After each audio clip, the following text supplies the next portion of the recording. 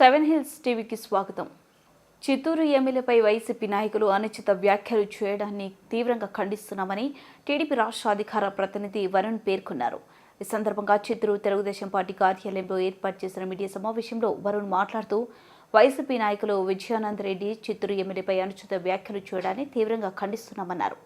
TDP అధికారం చేపట్టి 9 నెలల్లో చిత్తూరులో ఎన్నో అభివృద్ధి పనులను ఎమ్మెల్యే గురిజాల జగన్మోహన్ చేపట్టారని, ఇది ఓర్వలేక ఈర్ష్యతో అతనిపై బురద చెల్లే ప్రయత్నం చేస్తున్నారని ధ్వజమెత్తారు. చిత్తూరు అభివృద్ధి పైన చర్చకు వైసీపీ నాయకులు సిద్ధమా అని వరుణ్ సవాల్ విసిరారు.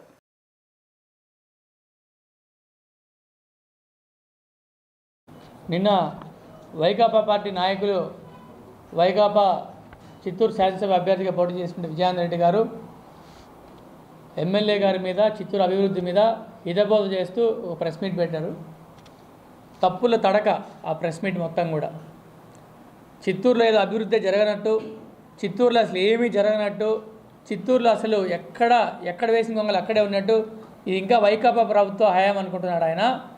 164 స్థానాలలో ఘన విజయం సాధించిన కూటమి ప్రభుత్వం హయాంలో చిత్తూరు జిల్లాలో చిత్తూరు నియోజకవర్గంలో చిత్తూరు శాసనసభ్యులు గురిజాల జగన్మోహన్ గారి ఆధ్వర్యంలో చిత్తూరు అభివృద్ధి చాలా వేగంగా పయనిస్తూ ఉంది. చిత్తూరులో ఆయన అన్నారు, నేను బస్సుల గురించి మాట్లాడాడు. సరే, బస్సుల గురించే మొదలు పెడదాం, ఎందుకంటే ఆయన ఆర్టీసీ రీజనల్ వైస్ చైర్మన్గా మొదలుపెట్టాడు కదా. ఆర్టీసీ రీజనల్ వైస్ చైర్మన్గా ఉన్న ఆయన చిత్తూరు కింద ఒక తెల్ల కాగితం ఒకటి చూపించి 22 కొత్త బస్సులు ఆయన తీసుకొచ్చాడట. ఎక్కడ జీవో? 22 బస్సులు RTC regional vice chairman Vijayanand Reddy గారి హయాంలో చిత్తూరుకి శాంక్షన్ అని చెప్పి శాంక్షన్ చేసిన జీవో ఏదనంటే చూపించండి. First point. Second point, Chittoor నియోజకవర్గంలో బస్సులు మేము చాలా స్పష్టంగా చెప్పాం.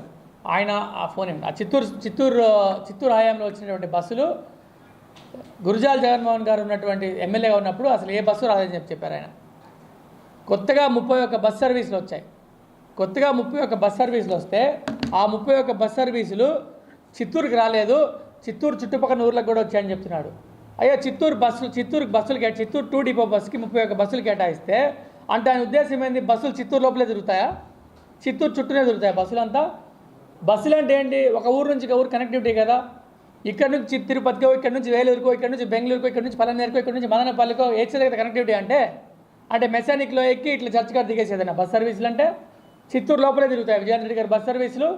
మీరు ఆర్టీసీ రీజనల్ వైస్ చైర్మన్గా ఉండగా కనీసం ఆర్టీసీ బస్ స్టాండ్ లోపల రోడ్డు వేయించలేదు. మీరు కనీసం రోడ్డు వేయించలేదు. ఎలక్షన్ ముందు పూనుకున్నారు రోడ్డు వేయించడానికి.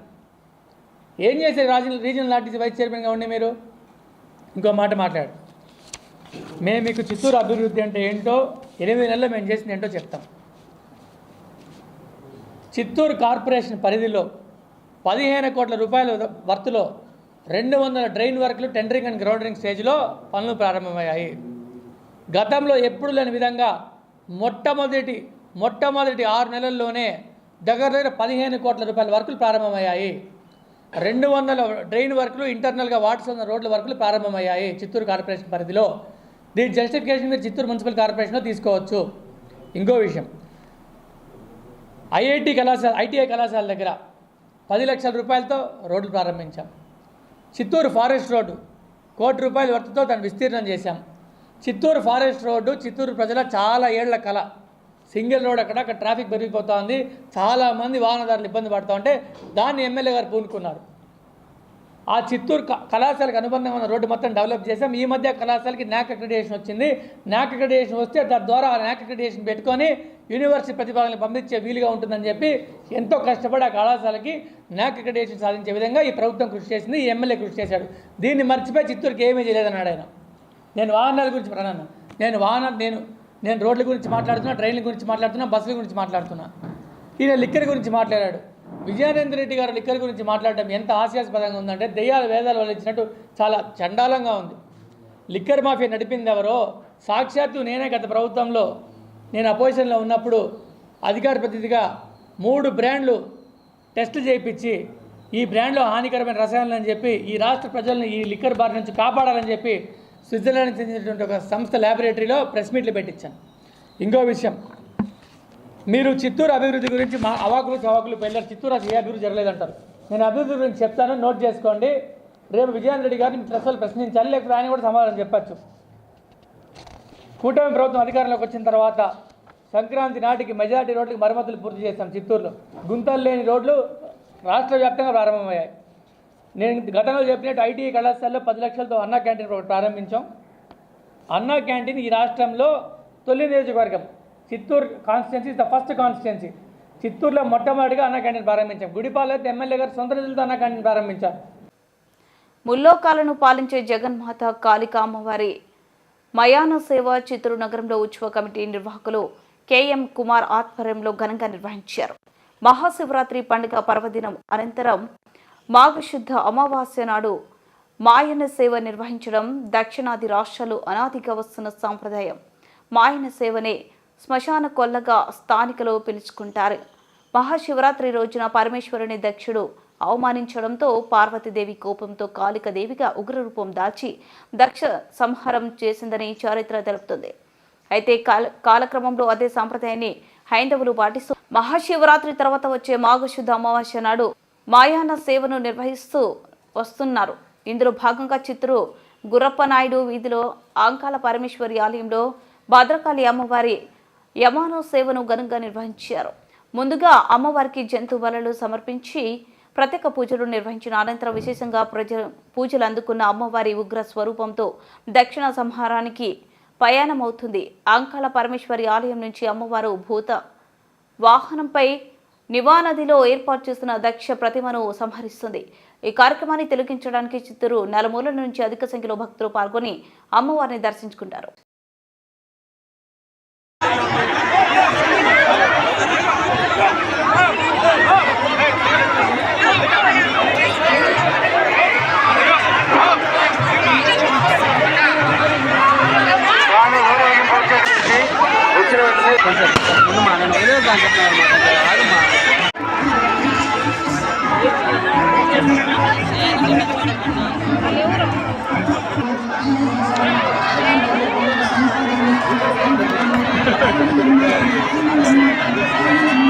పిల్లల్ని దూరంగానే ఉండమని చెప్పమ్మా.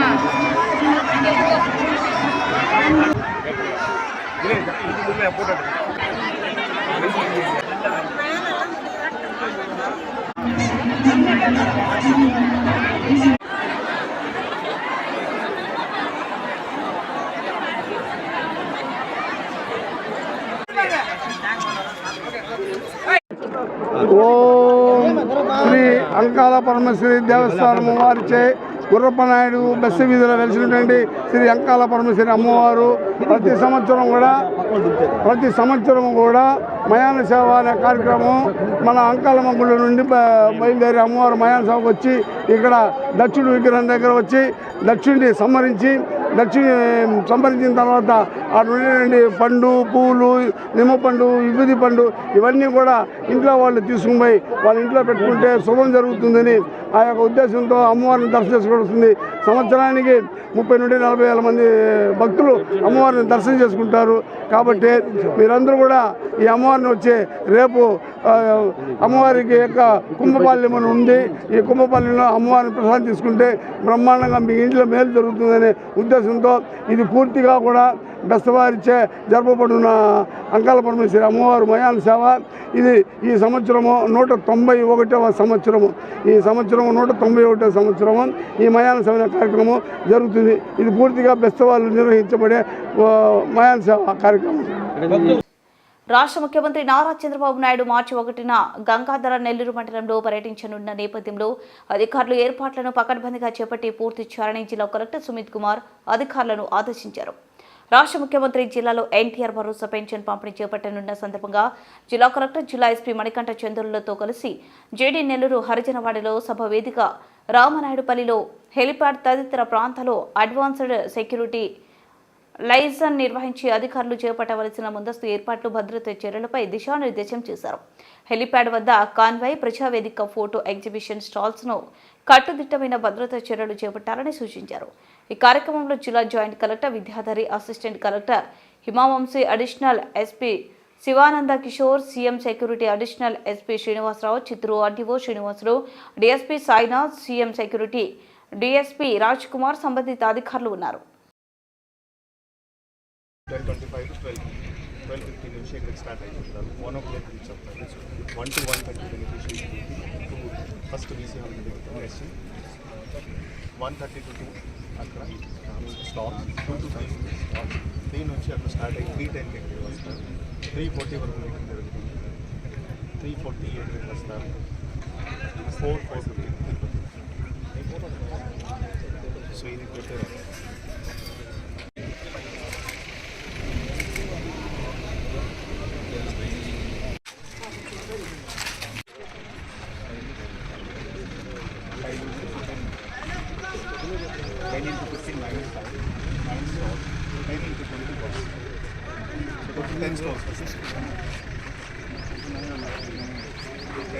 కూర్చుంటారు, సీఎం గారు కూర్చుంటారు, ఎంపీ గారు కూర్చుంటారు, ఇన్ఛార్జ్ మినిస్టర్ వాళ్ళు కూర్చుంటారు, ఎమ్మెల్యే గారు కూర్చుంటారు. ఇప్పుడు బెనిఫిషరీస్ మనం సెలెక్ట్ చేస్తాం, ఆ పేరు ఇస్తాం, వాళ్ళు కూర్చుంటారు, డిస్ట్రిక్ట్ కలెక్టర్ కూర్చుంటారు అండ్ సర్పంచ్ గారు కూర్చుంటారు. ఈ విధిలో కూడా కొన్ని చైర్స్ ఇస్తాం. ఇది ప్రజావేదిక. ఇది ఈ మీటింగ్ 2 to 3 ఓకే. 1:30 to 2 ఇది, 2 to 3 ఇది okay. 1 to 1:30 pension okay. 12:30 to 1 lunch, 12 to 12:10 or 12:15 L1 and 2, 12:10 12:15 to 12:20 MLAs MP వాళ్ళు. శాంతిపురం మండలం బోయినపల్లి గ్రామంలో అంగాల పరమేశ్వరి దేవాలయ కుంభాభిషేకాన్ని ఆలయ ధర్మకర్త చంద్రశేఖర్ ఆధ్వర్యంలో ఘనంగా నిర్వహించారు.